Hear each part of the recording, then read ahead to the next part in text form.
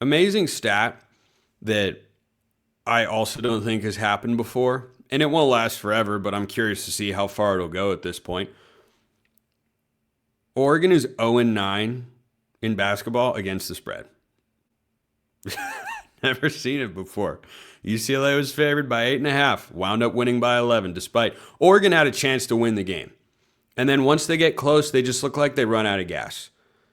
They reach a point, and you think back to the first 4 games of the year when they won against inferior competition, around the 12 to 13 minute mark of the second half, they would kind of let up with a big lead and let a team back into it, and then they found a way to win.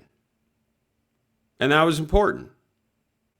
But the problem is that at the end of the game, Dana Altman does not have a deep enough lineup of guards that he can trust. So Jackson Shellstad played 38 more minutes in this game. And the reason for that is that there is just no quality guard play of the playmaking variety. And Shellstad's more of a scorer than a playmaker at this point. There is just nothing else. He has to do it all. And so he can wear down. He's your closer, and he can wear down. And he played great in this game for the most part. Again, 2 assists to 3 turnovers is not an acceptable ratio for your starting point guard, especially not a third-year starter like Jackson Shellstad. But one thing I've talked about with this team plenty this year is the production off the bench. It was better in this game, but it doesn't come from the guard position. Jamari Phillips didn't play. I don't know if he was available or not, or if that was just Dana Altman's decision, but Wei Lin is lost out there. He feels closer to traveling than making a good play every time he touches the ball. They don't have serious trust in Phillips anyway. If he was available in this game, I honestly do not know. And then, Alexander Kobzitsi, look, he can come in and put up a couple threes, and he'll usually hit one. Okay, fine. But you can't, rotate Shellstad to the bench and then let Simpkins take over because he's been a turnover machine this year. He can't run the offense. They don't have a point forward that could run the offense. KJ Evans could in theory. He, of course, wasn't healthy enough to play in this game, but Evans isn't a very good dribbler. Biddle's not athletic enough. Sean Stewart doesn't have the skill. The flaws of this Oregon roster are becoming more and more apparent as the year goes on. So this was the most productive game and the most minutes that Ige Demir has had all season long. He had 6 points, 5 rebounds, no blocks, 2 turnovers. He was 3-7 from the floor, 0-2 at the foul line. Dana Altman's ability to find poor free throw shooters continues to be absolutely unmatched over the years. But he played 20 minutes, and Des Lindsey played 21 minutes. And both guys, I think, gave you good minutes off the bench. Lindsey didn't shoot it efficiently, but he was active. He was working hard. He got a couple buckets. He had 8 points, 6 rebounds, and 2 steals. He was 4 or 5 at the foul line. That's fine. He's got to get his three-point shot going, but it's not a huge part of his game. So those two guys, and Kobzitsi, again, did well. But none of those guys are a playmaker. And so Lindsey not being able to shoot, and Demir is a big, physical, hulking presence inside, but he has got very little skill. And Sean Stewart is a different kind of presence. He's an unbelievable athlete, and he has got no offensive game. He is not a great passer. He's fine as a dribbler. He's better than KJ Evans, but KJ's a much better offensive player. KJ's a much better player overall. He's a better rebounder, he's a better defender, and he's a better scorer. And Sean Stewart has just got so far to go. He cannot shoot. He was 3 of 5 at the foul line, which is better than he usually is. But there are so many lineups. And this comes back to the coaching staff and the guys that they brought in and how they put the roster together. It reflects poorly on them because you just have too many guys that have a major limitation that have to play at the same time. And so what the result of that is, let's just take the the starting five. Okay, the starting five should have enough talent and depth to play better than they do, but alas, they don't. So, Shellstad, Simpkins, Biddle, Stewart, and Pryor. That's your starting five. Devon Pryor cannot consistently get his own shot. Why? Don't really know. He's unbelievably athletic. He's got a clean stroke. He's a spot-up shooter at this point and a defender. Okay.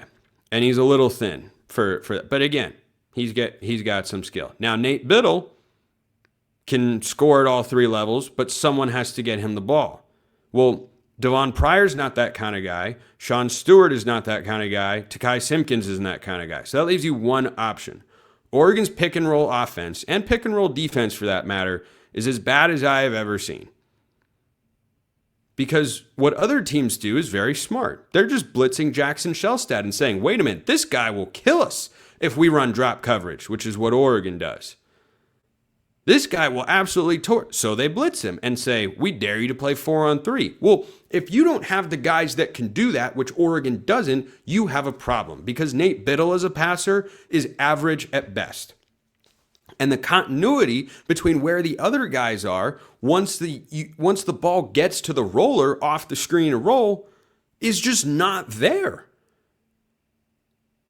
Like when Shellstad comes off the screen, he gets double teamed. He finds a way to get it to Biddle, which isn't always easy for him because he's the smallest guy on the court. He gets it to Nate Biddle, who then just grabs the ball and just kind of waits for the defense to recover. It's like, well, you've accomplished nothing except taking 6 to 7 seconds off of the shot clock now. And if it's Sean Stewart running the pick and roll and he gets it, the only way he's going to score is if he is left wide open and can go and jump because he can jump out of the freaking gym.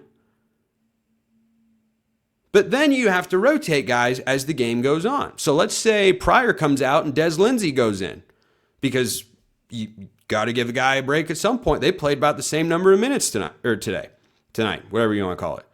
Well, Des Lindsey can't shoot the three.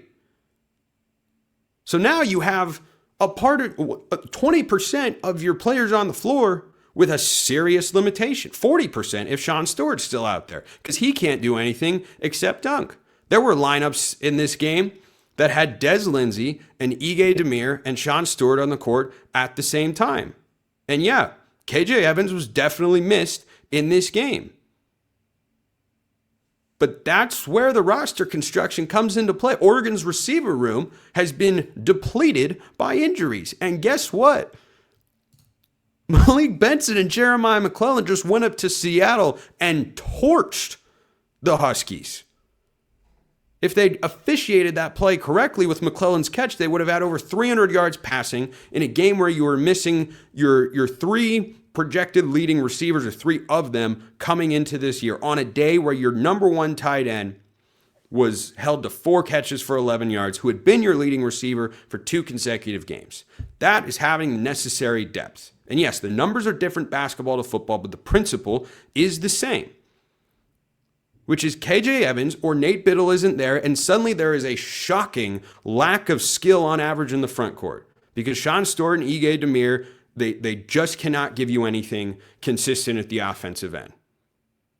They can dunk, and they are big bodies. That's it. That's it. They do not shoot. They cannot win one-on-one post-ups. None of that. So now this goes to the next question. And I should have gotten to this sooner, but just had so many thoughts on that, on the lineups that were out there. And man, Waylon is struggling. Waylon needs to get going. I don't think that he will. I hope he does. Rooting for the guy, but man, he just looks so uncomfortable out there all the time. Had an open look for 3, didn't really hit the rim. I feel like he travels more than he comes up with an assist. So the question then becomes, what should we think about Dana Altman right now? And he's got a lot of equity in that building. You know why? Because he's earned it. First Final Four since Oregon won the national championship in 1939. Went to back-to-back Elite Eights. Pretty sure he's got the most wins in the history of Oregon men's basketball. Like, a lot of equity there.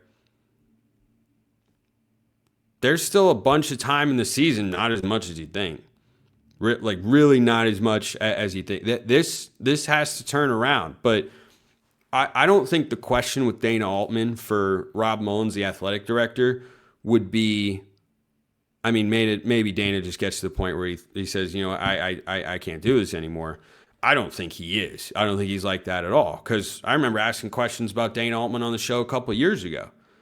And I remember going into the Pac-12 tournament 2 seasons ago, saying, yeah, if Dana Altman doesn't make the NCAA tournament, we got to have a serious conversation. Well, got to the round of 32. Then he got to the round of 32 with a much better team. This is a sizable step back. Sizable step back from last year.